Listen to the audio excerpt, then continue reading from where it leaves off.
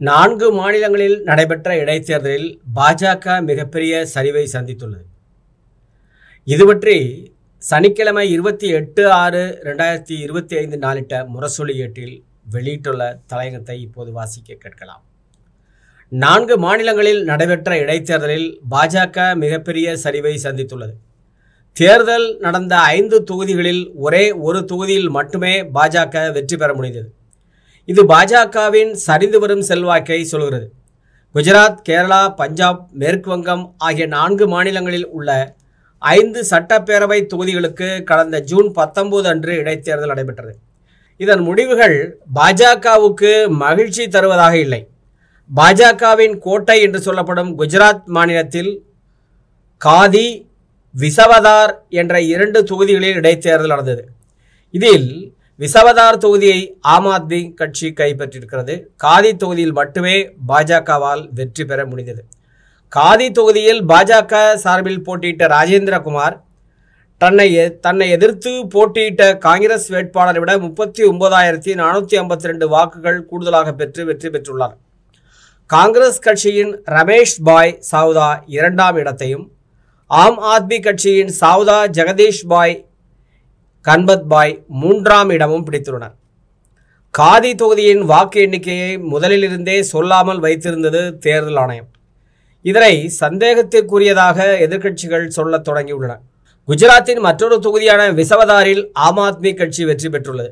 ஆம் ஆத்மி கட்சி சார்பில் போட்டியிட்ட அக்கட்சியின் முன்னாள் மாநில தலைவர் இத்தாலியா கோபால் 75,942 வாக்குகள் பெற்று தன்னை எதிர்த்து போட்டியிட்ட பாஜக வேட்பாளரை விட 17,554 வாக்குகள் கூடுதலாக பெற்று வெற்றி பெற்றுள்ளார்.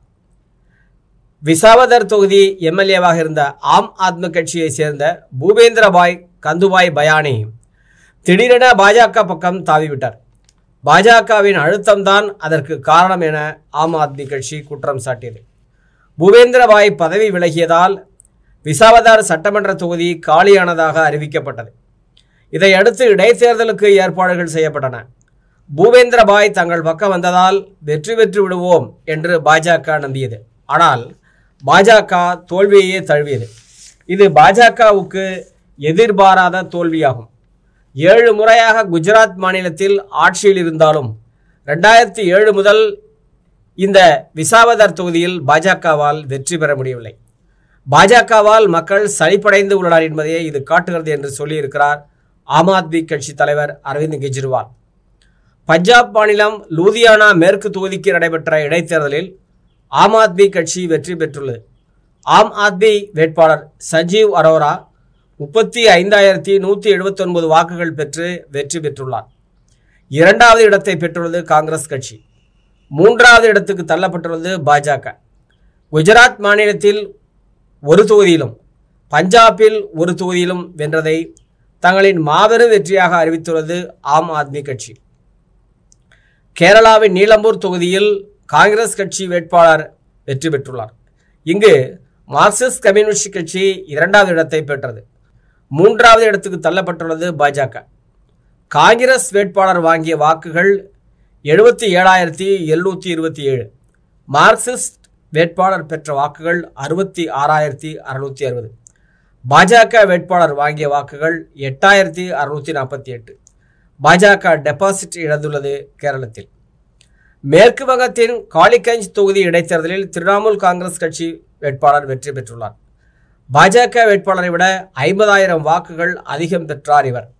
இடைத்தேர்தல் நடைபெற்ற பஞ்சாப், மேற்கு வங்கம், கேரளா, குஜராத்தில் ஒரு தொகுதி என அனைத்திலும் தோல்வியை தழுவியிருக்கிறது பாஜக.